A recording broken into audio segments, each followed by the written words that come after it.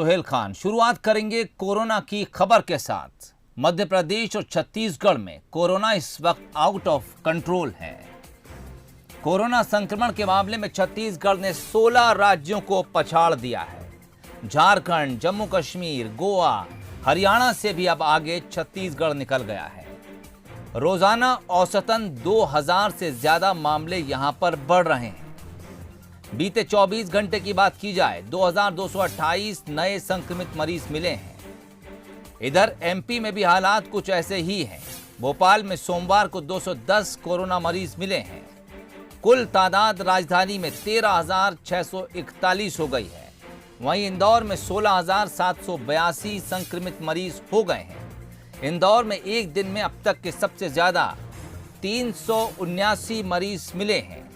वहीं जबलपुर में भी रिकॉर्ड टूटा है। एक दिन में सबसे ज्यादा 227 मरीज सामने आए हैं।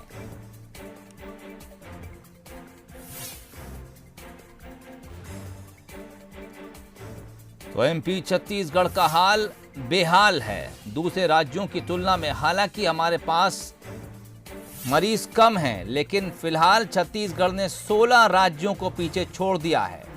इनमें झारखंड, जम्मू कश्मीर, गोवा, हरियाणा हैं, जिनसे आगे अब छत्तीसगढ़ निकल गया है। औसतन 2000 से ज्यादा मरीज यहां पर मिल रहे हैं।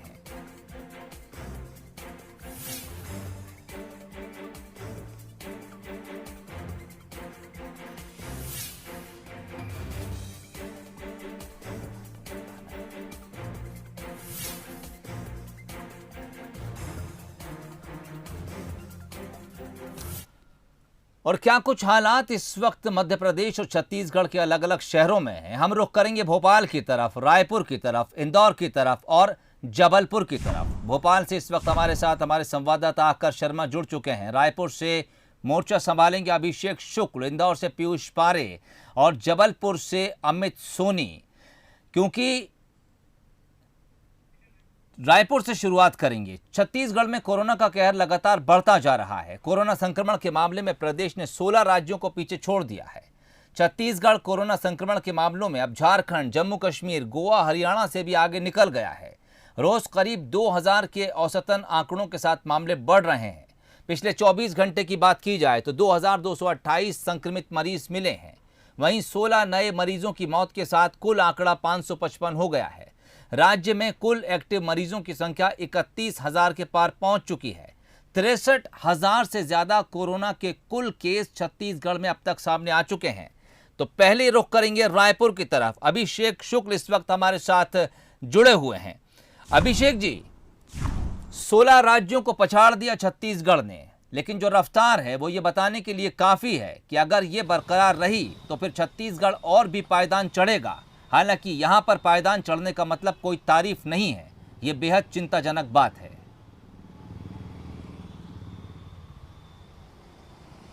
बिल्कुल सोहेल, चिंताजनक बात भी है और चिंता जो प्रशासन कर रहा है, आम लोगों में दहशत इस बात को लेकर है। सबसे बड़ी बात है कि बहुत तेज़ी के साथ छत्तीसगढ़ संक्रमित हुआ है। अगस्त की बात कर लें, सितंबर के 11 दिनों में बहुत तेज़ी के साथ लोगों को में संक्रमण फैला है। आप समझ सकते हैं पॉजिटिव मरीजों की संख्या लगभग 64,000 तक जा पहुंची है। 31,000 से ज़्यादा एक्टिव मरीज इस वक्त हैं और राजधानी रायपुर जो हॉट स्पॉट बना हुआ है, उसके साथ साथ उसके आसपास के जो ज़िले हैं वो भी अब लगातार संक्रमित हो रहे हैं, वो भी हॉट स्पॉट बनते जा रहे हैं। 200 से ऊपर मामले वहाँ लगातार निकल रहे हैं। चाहे दुर्ग की बात कर ले, बिलासपुर की बात कर ले, राजनांदगांव, रायगढ़, ये लगातार संक्रमित हो रहे हैं और एक चिंता का विषय है। जैसा कि अनुमान भी लगाया जा रहा था कि जो संक्रमण की रफ्तार है 2000 लगभग ऊपर निकल रही है, कभी 3000 तक भी आंकड़ा जाता है। यही रफ्तार रही तो आज 14 तारीख है, 16 दिन इस महीने के बचे, 90,000 के पार ये आंकड़ा पहुंच जाएगा और छत्तीसगढ़ इस वक्त देश में दूसरे नंबर पर भी पहुंच सकता है। एमपी जो ऊपर है, पंजाब ऊपर है, उनको भी ये पछाड़ सकता है, ये अनुमान यहाँ पर लगाया जा रहा है। तो संक्रमण की संख्या तेज़ी से बढ़ रही है, मौतों का ग्राफ बहुत तेज़ी से बढ़ रहा है। 555 मौतें सोहेल हो चुकी हैं यहाँ पर। सिर्फ राजधानी रायपुर में ही 261 मौतें इनमें से हो चुकी हैं। ये बहुत चिंता की बात है। ऑक्सीजन सिलेंडर की कमी यहाँ पर महसूस की जा रही है। हालांकि बिस्तरों की बात कर लें तो कोविड सेंटर्स में बिस्तर, आज हम जो सरकारी वेबसाइट है देख रहे थे, 2700 के लगभग खाली बिस्तर बता रही थी। हॉस्पिटल की बात कर लें, यहाँ लक्षण वाले जो मरीज़ हैं वो हॉस्पिटल में जाना उनको ज़रूरी रखा गया है, तो 115 बेड खाली बता रहे हैं। वेबसाइट के मुताबिक, लेकिन ऑक्सीजन कितने उपलब्ध है इसकी कोई जानकारी नहीं है। और सरकार इसी बात को लेकर चिंतित भी है। लोगों में जो दहशत है वो भी यही है कि ऑक्सीजन सिलेंडर समय पर नहीं मिल पा रहे और इसी वजह से मौतों का ग्राफ बढ़ रहा है। ये सरकार के लिए लगातार चिंता का विषय बना है। हालांकि कहा जा रहा है कि बहुत जल्द 510 ऑक्सीजन युक्त बेड की व्यवस्था कर ली जाएगी, क्योंकि एक निजी डोनर मिला है जो कि 400 ऑक्सीजन सिलेंडर बेड के साथ यहाँ पर डोनेट करने वाला है। तो ये कब आता है ये देखने वाली बात होगी। फिलहाल तो दहशत यहाँ पर बहुत तेज़ी से है। IAS IPS अधिकारी संक्रमित हो रहे हैं, कई विधायक संक्रमित यहाँ पर हो चुके हैं, आम लोग तो लगातार संक्रमित हो ही रहे हैं और मौत भी हो रही है उनकी। ये बहुत चिंता का विषय है और इसी चिंता के कारण पिछले कुछ दिन हमने देखा कि चीफ सेक्रेटरी से लेकर स्वास्थ्य मंत्री तक उनको ज़मीन पर उतरना पड़ा था मॉनिटरिंग के लिए, दौरे करने के लिए। 2 दिन से लगातार वो दौरे कर रहे हैं। स्वास्थ्य मंत्री आज समीक्षा बैठक उन्होंने लिए ऑक्सीजन सिलेंडर को लेकर। खास तौर पे हालात आने वाले समय में किस तरीके से सुधरेंगे ये ज़रूर चिंता की बात है यहाँ पर। छत्तीसगढ़ में न सिर्फ इस बात की चिंता है कि हालात किस तरह से सुधरेंगे, बल्कि इस बात की भी चिंता है कि अब इस पर सियासत भी खूब होने लगी है। विपक्ष सत्ता पर खूब निशाने साध रहा है और सत्ता ऐसा लग रहा है कि तमाम काम छोड़कर अब विपक्ष को जवाब देने में जुटी हुई है। राजधानी रायपुर से निकलेंगे, रुख करेंगे भोपाल की तरफ। यहाँ पर 210 कोरोना मरीज एक साथ सामने आए हैं। इसके अलावा जिला जेल में 5 कैदियों की कोरोना रिपोर्ट भी पॉजिटिव आ गई है। सेंट्रल जेल का एक कैदी भी कोरोना पॉजिटिव निकला है। इसके अलावा छोला थाने का एक जवान भी कोरोना संक्रमित निकला है। गांधी मेडिकल कॉलेज भी अछूता नहीं है, 2 लोगों की रिपोर्ट पॉजिटिव आई है। वहीं एम्स सबसे बड़ा अस्पताल, यहां पर भी एक व्यक्ति कोरोना संक्रमित मिला है। यानी राजधानी भोपाल के आपको अलग अलग हमने विभाग गिनवाए, अलग अलग जगहें गिनवाई, सभी तरफ से मरीज निकलकर सामने आ रहे हैं। राजधानी भोपाल से हमारे संवाददाता आकर शर्मा इस वक्त हमारे साथ जुड़े हुए हैं।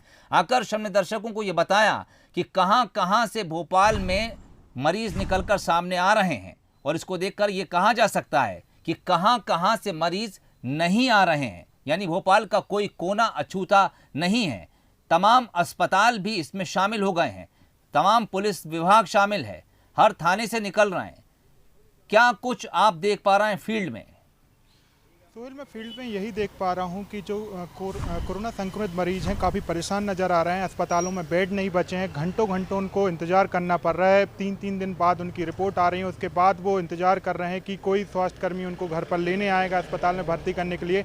वो लगातार जो कंट्रोल रूम का नंबर है उस पर संपर्क कर रहे हैं, लेकिन उनसे संपर्क नहीं हो पा रहा है। कई बार हमारे पास भी फ़ोन आते हैं कि उन्हें अस्पतालों में भर्ती कराया जाए, लेकिन राजधानी भोपाल के हालात अब बेकाबू होते नज़र आ रहे हैं। आज 210 मरीज मिले हैं। आपने साफ तौर पर बताया कि राजधानी भोपाल का ऐसा कोई इलाका अछूता नहीं रह गया है जहां से कोरोना संक्रमित मरीज ना निकले हुए हैं, ऐसा कोई विभाग नहीं रह गया है। लेकिन सबसे ज़्यादा यदि इसमें असर दिखाया है कोरोना संक्रमण ने, अभी देखा जाए तो पुलिस विभाग में बीते 3 से 4 दिनों की बात की जाए सोहेल, तो 35 से ज़्यादा जवान संक्रमित निकल चुके हैं, जिनमें 3 थाना प्रभारी हैं, 1 DSP हैं। और जिस तरीके से आज फिर आपने बताया कि एक छोला थाने से एक जवान संक्रमित मिला है। इसके बाद सेंट्रल जेल की बात करें तो वहाँ से एक कैदी संक्रमित निकला है, तो जिला जेल से 5 संक्रमित निकले हैं। मतलब और एक और चीज़ मैं आपको बताना चाहूँगा, लोकायुक्त जो कार्यालय है उससे भी 5 लोग संक्रमित निकले हैं, DIG कार्यालय से 4 लोग निकले हैं। मतलब कोई भी विभाग ऐसा नहीं है जहाँ पर संक्रमित मरीज नहीं निकल रहे हों। उसके बाद कोई ऐसा इलाका नहीं जहाँ संक्रमित। और दूसरी तरफ अस्पतालों में हम बात करें तो अस्पतालों में बेडों की संख्या कम हो गई है और जिस तरीके से पेशेंट अस्पताल खुद ही पहुँच रहे हैं। पहले हम देखते थे कि वहाँ पर पहले जो है उनको लेने के लिए एम्बुलेंस पहुँचती थी, लेकिन अब एम्बुलेंस भी समय पर नहीं पहुँच रही और लोग जो है काफ़ी डर में है। ऐसे में उनको होम क्वारंटीन किया जा रहा है। लेकिन अब हम कह सकते हैं कि यदि 200 से 225 का ये आंकड़ा है, यदि धोखे से जैसे हम इंदौर का देख रहे हैं कि 300 से ज़्यादा संक्रमित मिल रहे हैं, तो यदि हम सोहेल देखें यदि 300 से ज़्यादा संक्रमित मरीज निकलते हैं, 2 से 3 दिन लगेंगे कि राजधानी भोपाल की एक भी हॉस्पिटल नहीं बचेगी जहां पर बेड बचे हों और हालात बेकाबू हो जाएंगे। अब जिला प्रशासन को जल्द से जल्द इसके लिए बेडों की संख्या बढ़ाने की जरूरत है और संक्रमण को रोकने की जरूरत है सोहेल। यानी व्यवस्थाएं जो हैं वो अब चरमराने की कगार पर पहुंच गई हैं। जैसा कि आकाश बता रहे थे कि जो रफ्तार इस वक्त कोरोना मरीजों की चल रही है, अगर 3 दिन तक वही रफ्तार चली तो राजधानी में जो बिस्तर इस वक्त अस्पतालों में खाली हैं वो भर जाएंगे। उसके बाद क्या कुछ इंतज़ाम होगा, क्या कुछ इन मरीजों का होगा, फिलहाल कहना मुश्किल है। रुख करेंगे जबलपुर की तरफ। यहाँ पर भी कोरोना संक्रमण बेकाबू है। पिछले 24 घंटे में 227 नए कोरोना मरीज सामने आए हैं। 24 घंटे में 3 लोगों ने यहाँ पर अपना दम भी तोड़ दिया है, यानी 3 लोगों की जान चली गई है। जबलपुर में पॉजिटिव मरीजों की बात करें, ये संख्या 6441 हो गई है। मरने वालों की तादाद यहां पर 113 हो गई है। अब तक 5099 मरीजों को डिस्चार्ज किया गया है, लेकिन अभी भी कई मरीज अस्पताल में भर्ती हैं और ऐसे में जो रफ्तार बढ़ रही है वो एक बार फिर से चिंता बढ़ा रही है। रुख करेंगे जबलपुर की तरफ। हमारे संवाददाता इस वक्त हमारे साथ जुड़े हुए हैं। क्या कुछ इस वक्त आप देख पा रहे हैं? 2 दिन पहले भी हमने जबलपुर के हालात पर डिस्कस किया था, तब ये बात निकलकर सामने आई थी कि जो रफ्तार जबलपुर में इस वक्त कोरोना संक्रमित मरीजों की बनी हुई है, अगर वो रफ्तार बरकरार रही तो कुछ ही दिनों में जबलपुर के तमाम अस्पतालों के बिस्तर फुल हो जाएंगे। उसके बाद अमित, क्या कुछ इंतजाम करेगा प्रशासन वहां पर? जी हाँ सोहेल, जैसे कि 2 दिन पहले जो हमने डिस्कस किया था कि जबलपुर में हालात इसी तरह कोरोना को लेकर बने रहे तो आगे जो स्थिति है और भयावह हो सकती है और धीरे धीरे करके ये होने भी लगा है। कल हम बात करें कि सबसे ज़्यादा अब तक कोरोना काल चल रहा है, 6 महीने हो चुके हैं कोरोना के, लेकिन कल सबसे ज़्यादा भोपाल से ज़्यादा कल मरीज़ 210 भोपाल में निकले रहे, वहीं जबलपुर में 227 जो है वो मरीज़ निकले, अब तक का रिकॉर्ड है यहाँ पे। और जैसा कि हम आपको एक चीज़ और ये गौर करने लायक है कि यहाँ पे जिला प्रशासन हो या सरकार की तरफ से ये कहा गया था कि 2000 से ज़्यादा जो है वो सैंपलिंग की जाएगी, लेकिन ये 227 का आंकड़ा तब आया है जब महज 1000 से 1200 लोगों की जो है सैंपलिंग की जाती है और उस पर ही 227 लोग हो जाते हैं। आप इससे अंदाज़ा लगा सकते हैं कि अन्य जो ज़िले हैं, अन्य जो शहर हैं, उनके मुकाबले यहाँ पर जो है कोरोना पेशेंटों का जो निकलने का आंकड़ा है वो 18 से 19% है, जबकि अन्य शहरों की बात करें तो वहाँ पर महज 7 या 8% है। वहाँ पे लगातार जो है पूल सैंपलिंग की जा रही है, 2000 से ज़्यादा लोगों की पर डे सैंपलिंग की जा रही है। मगर जबलपुर का ये एक दुर्भाग्य भी इसको कह सकते हैं कि यहाँ पे महज 1000 से 1200 लोगों की सैंपलिंग होती है और उसके बाद 227 लोग जो है वो कोरोना पॉजिटिव यहाँ पे पाए जाते हैं। ये अपने आप में एक चिंता का विषय है। वहीं हालात जो है वो बेकाबू होते जा रहे हैं।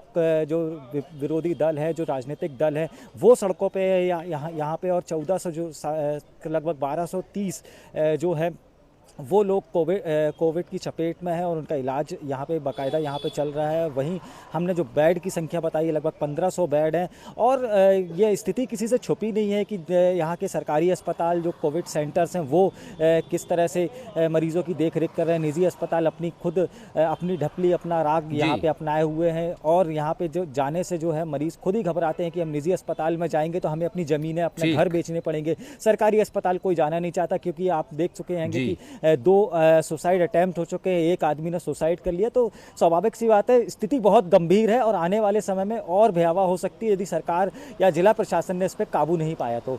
जी सोहेल, बिल्कुल। और जैसा कि अमित कह रहे थे, जबलपुर में भी हालात जो हैं बेकाबू नजर आ रहे हैं, स्थिति और भी गंभीर हो सकती है। दरअसल व्यवस्थाएं जो हैं अब ज्यादातर बड़े शहरों में चरमराती नजर आ रही हैं। जिस रफ्तार से मरीज बढ़ रहे हैं उस रफ्तार से व्यवस्थाओं में सुधार नहीं है।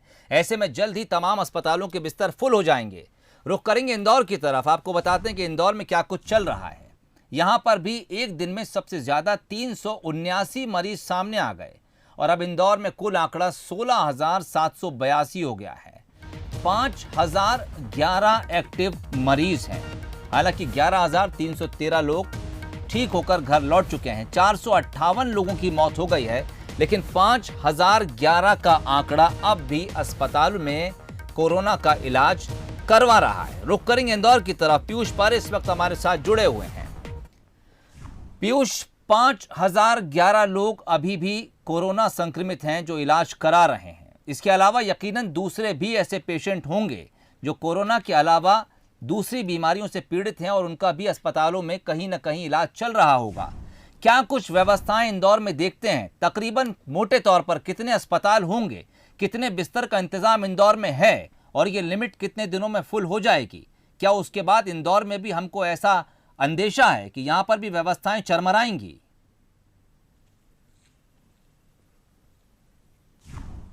देखिए बिल्कुल सोहेल, जिस तरह से पिछले 5 दिनों को जो आंकड़े इंदौर में कोरोना के सामने आए हैं, उन्होंने कहीं ना कहीं यहाँ पर प्रशासन को, स्वास्थ्य विभाग को परेशानी में जरूर डाल दिया है। 300 प्लस लगातार यहाँ पर पॉजिटिव केसेस रोजाना 5 दिनों से सामने आ रहे हैं और अगर आज की रिकॉर्ड की बात करें तो 379 जो है पॉजिटिव केसेस यहाँ पर सामने आए हैं, जो अब तक का सबसे बड़ा आंकड़ा है। तो ये अंदाजा कहीं ना कहीं इस बात से लगाया जा सकता है कि किस तरीके से मध्य प्रदेश की आर्थिक राजधानी में कोरोना का कहर जारी है। इंतजामों की हम लोग बात करें तो 5000 से ज़्यादा एक्टिव मरीज हैं जिनका अस्पतालों में इलाज चल रहा है। आइसोलेशन सेंटर्स में कहीं ना कहीं यहाँ पर कई ऐसे मरीज हैं। तो ऐसे में प्रशासन के सामने यही एक बड़ी चुनौती है कि आखिर कैसे यहाँ पर व्यवस्थाओं को जो है वो यहाँ पर पूरी तरह से अगर लोग बात करें तो यहाँ पर इन व्यवस्थाओं को बनाए रखा जाए। सबसे बड़ी चुनौती ये है सोहेल की लगातार अस्पतालों में जो बेड है वो यहाँ पर पूरी तरह से भर रहे हैं। प्रशासन लगातार कोशिश कर रहा है कि व्यवस्थाएं जो है वो दुरुस्त की जाए, लेकिन निजी अस्पतालों के साथ साथ में यहाँ पर सरकारी अस्पतालों में भी व्यवस्थाएं चरमराने लगी। और इसके पीछे की वजह भी सोहेल साफ है। जिस तरह से यहाँ पर इंदौर अनलॉक हुआ है, लगातार यहाँ पर छूट दी गई है, रेस्टोरेंट्स खोले गए हैं, मार्केट बाजार खोले गए हैं, तो उसका असर कहीं ना कहीं यहाँ पर दिखाई देने लगा है। और बाजारों में जिस तरह से भीड़ नजर आने लगी है, सोशल डिस्टेंसिंग की लगातार धज्जियां उड़ रही हैं, उसके बाद में ये आंकड़े लगातार बढ़ रहे हैं। दूसरी तरफ अगर हम लोग मौत के आंकड़ों की बात करें तो इनमें भी इजाफा हुआ है। इंदौर में 400 से ज्यादा मरीज ऐसे हैं जो अब तक अपनी जान गंवा चुके हैं। प्रशासन लगातार बैठक कर रहा है और पिछले दिनों जो क्राइसिस मैनेजमेंट की बैठक हुई थी सोहेल, उसमें भी कहीं ना कहीं ये एक चिंता जताई गई थी कि आखिर कैसे इन आंकड़ों को रोका जाए, क्योंकि प्रशासन पूरी तरह से यहाँ पर मुस्तैद नजर आ रहा है। लगातार गाइडलाइन का पालन भी कराने के लिए अपील भी जनता से की जा रही है, लेकिन दूसरी तरफ चुनौती वही है कि जब बाजारों में भीड़ यहाँ पर जुटेगी, लोग यहाँ पर नियमों का पालन नहीं करेंगे, बगैर मास्क पहने यहाँ पर घरों से निकलेंगे, तो व्यवस्था यहाँ पर गड़बड़ाना भी लाजमी है। बहरहाल अब देखना ये होगा कि आंकड़े कब तक यहाँ पर जो है काबू में आते हैं, लेकिन जिस तरह से यहाँ पर 300 प्लस के आंकड़े लगातार इंदौर में सामने आ रहे हैं, उसके बाद में स्वास्थ्य विभाग और जिला प्रशासन की टेंशन जरूर बढ़ गई है। सोहेल, दरअसल भारत में कोरोना को लेकर इसी बात की चिंता थी कि हमारे यहाँ जिस तरह की व्यवस्थाएं हैं वो तमाम लोगों को एडजस्ट नहीं कर सकती थीं, और कम्युनिटी स्प्रेड को लेकर जो डर था वो यही था कि अगर कोरोना बेकाबू हुआ तो फिर व्यवस्थाएं चरमरा जाएंगी। ज़्यादातर बड़े शहरों में हम देख रहे हैं कि इस वक्त व्यवस्थाएं चरमराती नजर आ रही हैं। एक और बड़े शहर की बात करेंगे, इस वक्त सियासत का केंद्र बना हुआ है। रुख करेंगे ग्वालियर की तरफ। 7640 यहां पर कोरोना संक्रमित मरीज हो चुके हैं। 2085 एक्टिव मरीज हैं। हालांकि 5472 लोग ठीक होकर अपने घरों की तरफ जा चुके हैं, लेकिन 83 लोगों की जान कोरोना यहां पर ले चुका है। फिलहाल 2085 एक्टिव कोरोना के मरीज जिनका इलाज अस्पतालों में चल रहा है। प्रहलाद सेन इस वक्त हमारे साथ ग्वालियर से सीधे हमारे साथ जुड़ गए हैं। प्रहलाद, ग्वालियर की अगर बात करो तो सबसे पहले तो सियासत याद आ जाती है। बड़ी बड़ी सभाएं हो रही हैं। गढ़ इस वक्त सियासत का ग्वालियर बना हुआ है। लगातार नेताओं का पहुंचना जारी है। एक से बढ़कर एक भीड़ वहां पर जमा हो रही है। राजनीतिक दल लोगों को अपनी तरफ खींचने की कोशिश कर रहे हैं। ऐसे में क्या प्रशासन का ध्यान कोरोना की तरफ से हट रहा है? क्योंकि जिस रफ्तार से ग्वालियर में मरीज बढ़ रहे हैं, चिंता की लकीरें माथे पर उभरना चाहिए।